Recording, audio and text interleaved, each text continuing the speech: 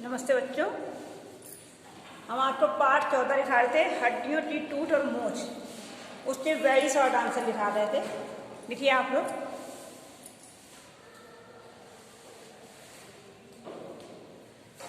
हड्डियों के लिए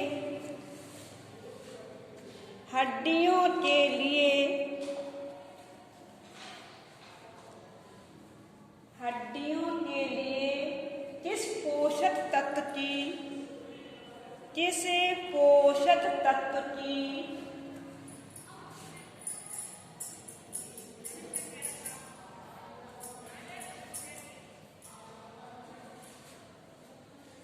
किस पोषक तत्व की आवश्यकता होती है? किस पोषक तत्व की आवश्यकता होती है? आंसर लिखिए कैल्शियम।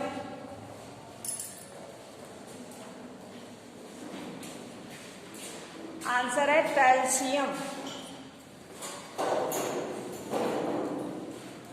दूसरा प्रश्न लिखिए, मोच किसे कहते हैं?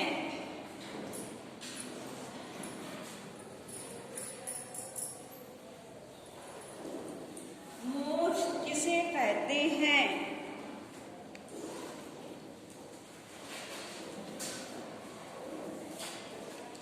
लिखिए आंसर, प्रत्येक संधि पर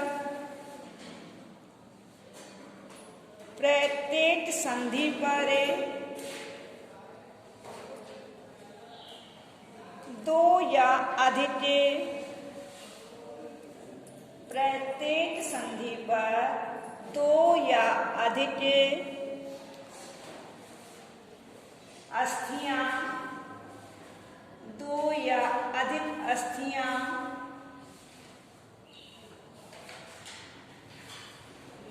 बंधक सूत्रों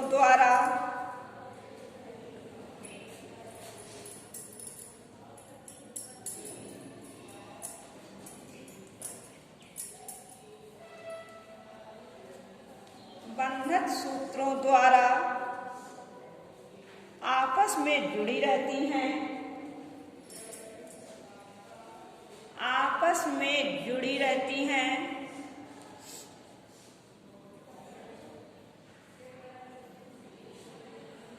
बंधक सूत्र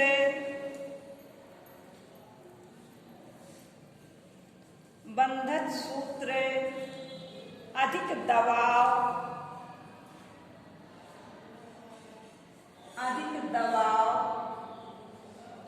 या खिंचाव के कारण टूट जाते हैं। अधिक दबाव या खिंचाव के कारण टूट जाते हैं।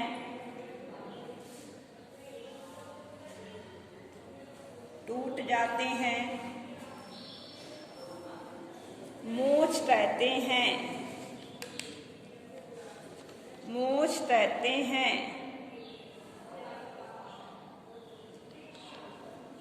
दूसरा प्रश्न लिखिए, थपच्चियों का प्रयोग कब किया जाता है?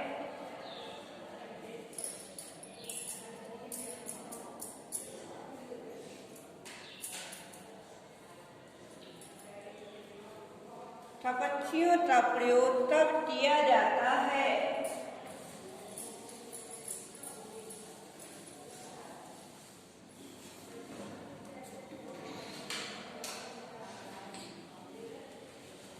लिखिए आंसर, हड्डी टूट जाने पर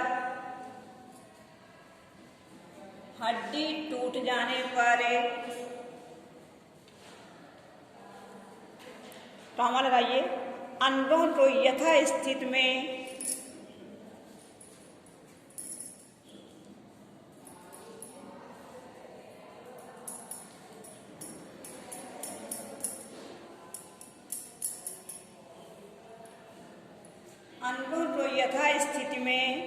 बनाए रखने के लिए थपच्चियों का प्रयोग किया जाता है।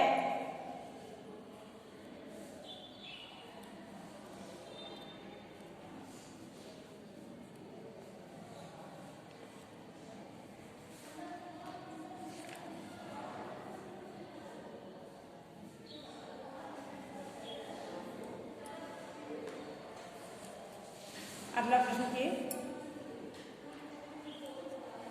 किन अस्थियों के टूटने पर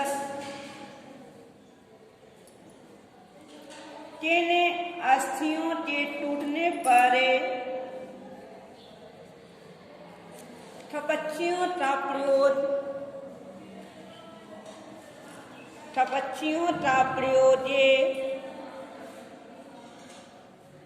नहीं किया जाता है?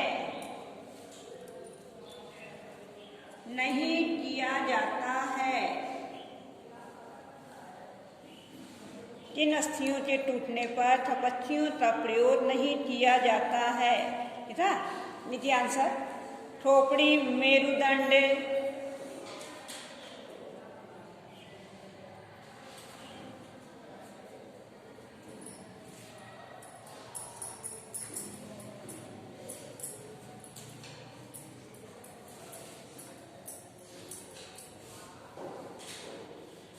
खोपड़ी, मेरुदंड, पसलियां और जबड़ों।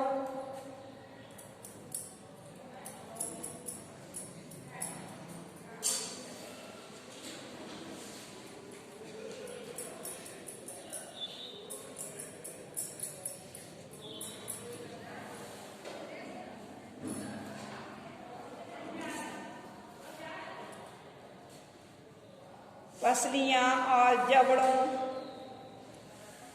की अस्थियां टूटने पर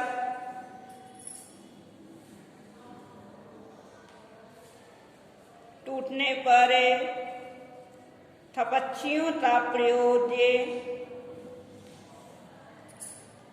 नहीं किया जाता है।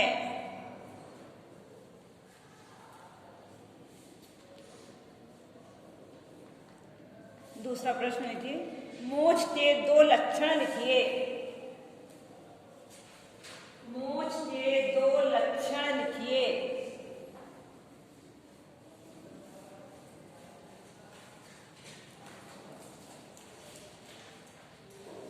देखिए, पहला पॉइंट लिखिए, संबंधित अंग में दर्द होता है। संबंधित अंग में दर्द होता है।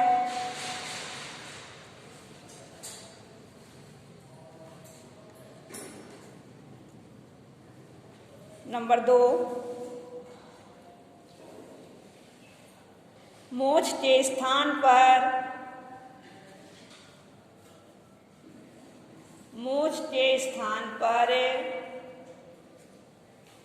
काला अथवा नीला रंग पड़ जाता है।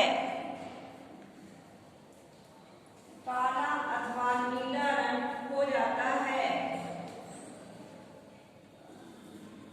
जहां पर मोच आती है उस स्थान पर क्या होता है, काला या नीला पड़ जाता है। दूसरा प्रश्न के, कपाल की हड्डी टूटने की क्या पहचान है?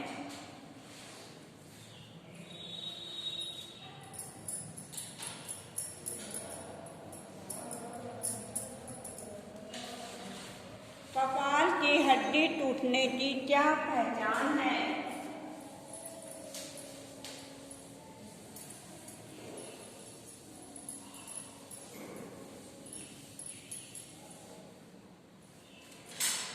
देखिए, कपाल की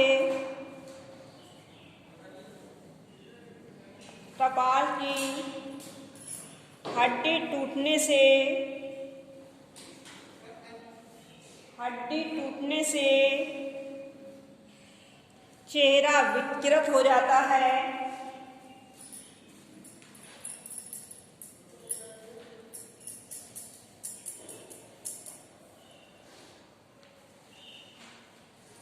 चेहरा विकृत हो जाता है और सूजन आ जाती है।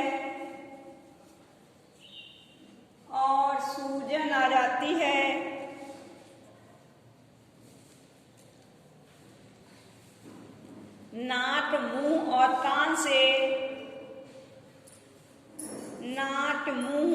कान से रक्त बहने लगता है। नाक, मुंह और कान से रक्त बहने लगता है।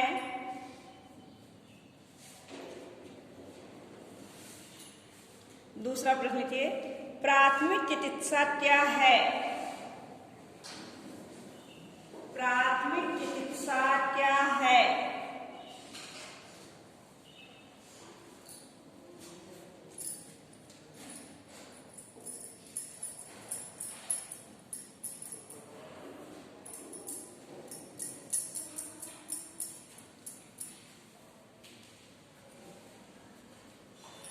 लिखिए आंसर। चोट लग जाने के तुरंत बाद, चोट लग जाने के तुरंत बाद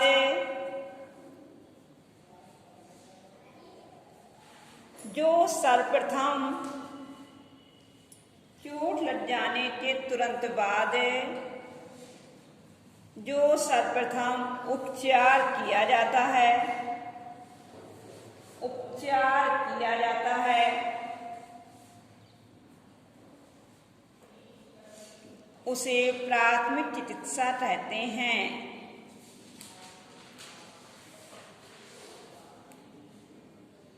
उसे प्राथमिक चिकित्सा कहते हैं।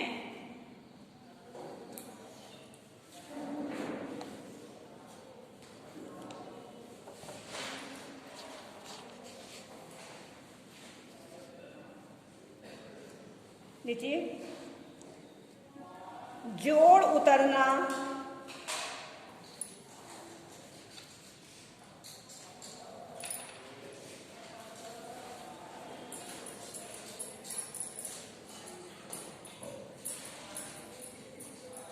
जोड़ उतरना और मोच में क्या अंतर है? जोड़ उतरना और मोच में क्या अंतर है?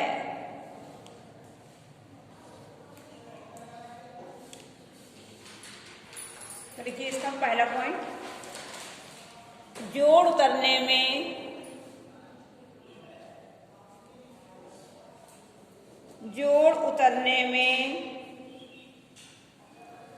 हड्डियों के जोड़ खुल जाते हैं, हड्डियों के जोड़ खुल जाते हैं, लेकिन मोच में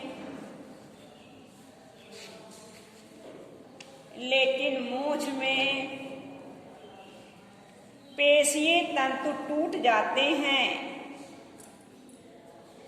पेशीय तंतु टूट जाते हैं।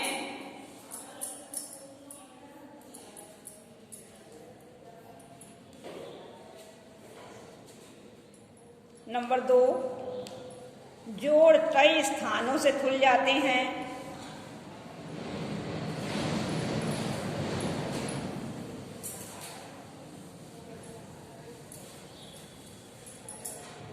जोड़ कई स्थानों से खुल जाते हैं, परंतु मोच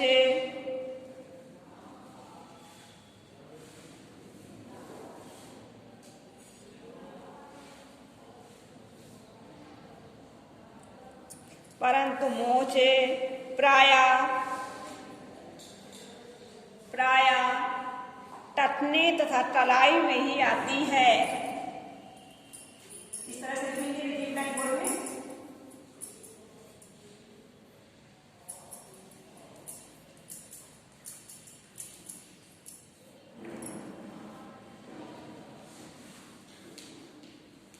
नंबर 3, जोड़ उतरने में हड्डियां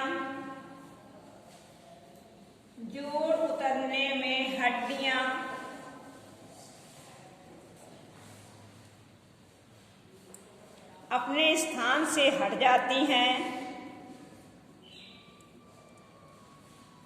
अपने स्थान से हट जाती हैं, लेकिन मोच में हड्डियां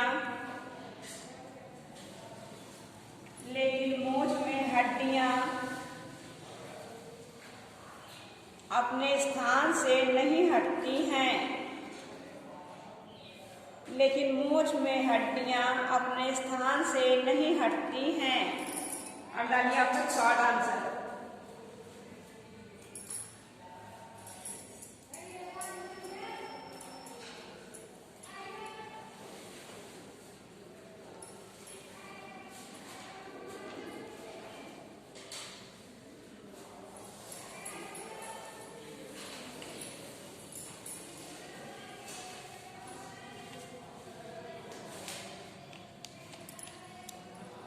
देखिए अस्थि भंज के कारण लिखिए।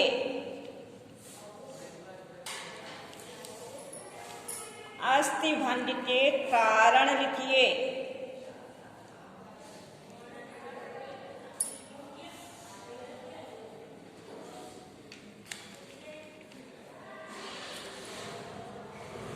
अथवा हड्डी टूट के कारण लिखिए। अथवा हड्डी टूट के कारण लिखिए।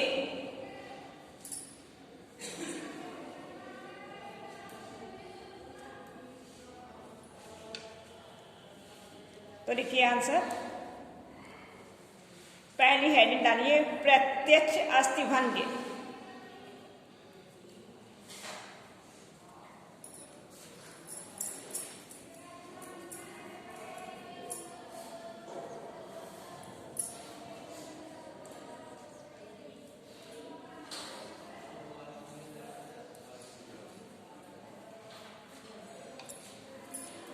देखिए जिस स्थान पर चोट लगती है,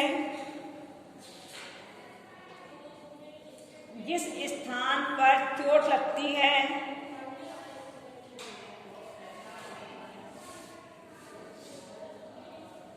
उसी स्थान की हड्डी टूटने को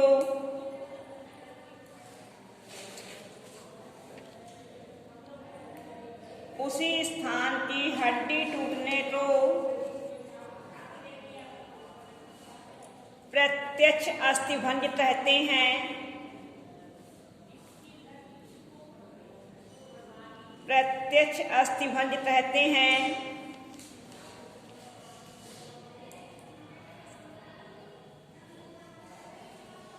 जैसे गहरा धक्का लग जाने पर,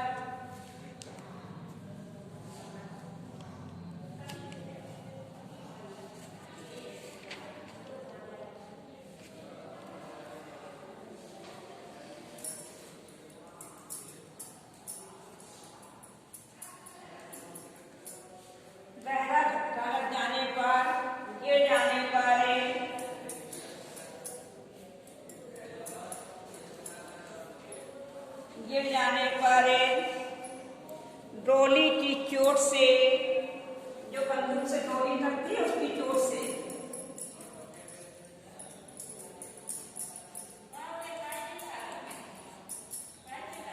डोली की चोट से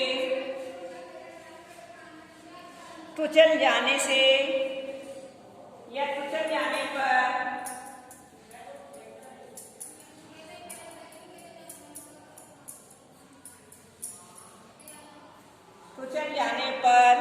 प्रायः हड्डी टूट जाती है। प्रायः हड्डी टूट जाती है। दूसरी हेडिंग है अप्रत्यक्ष अस्थिभंज।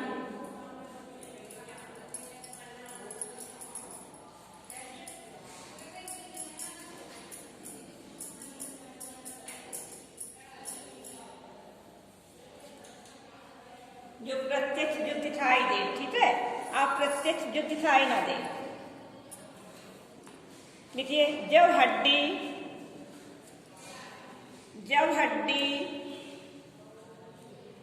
चोट लगने के स्थान से, जब हड्डी चोट लगने के स्थान से कुछ हटकर टूटती है, कुछ हटकर टूटती है, तो उसे अप्रत्यक्ष अस्थिभंज कहते हैं।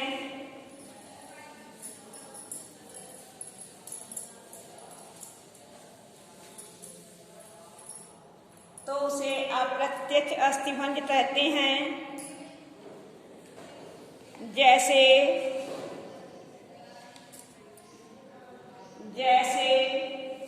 हाथ के बल गिरने पर, जैसे हाथ के बल गिरने पर हंसली का टूट जाना,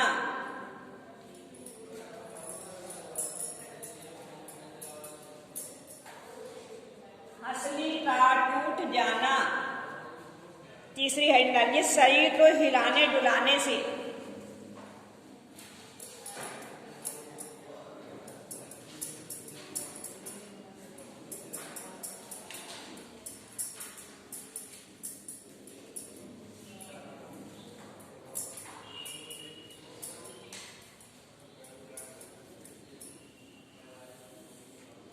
शरीर को हिलाने डुलाने से। लिखिए, टोहनी, कंधे,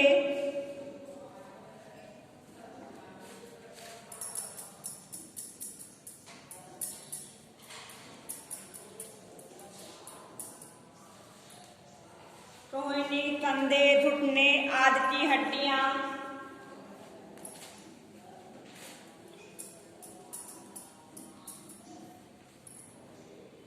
आदि की हड्डियां अचानक झटका लगने से, अचानक झटका लगने से संधि तल पर टूट जाती हैं, संधि तल पर टूट जाती हैं। ये आंसर आपका कंप्लीट हो जाए। अगला प्रश्न हम आपको अगले वीडियो में भेजते हैं।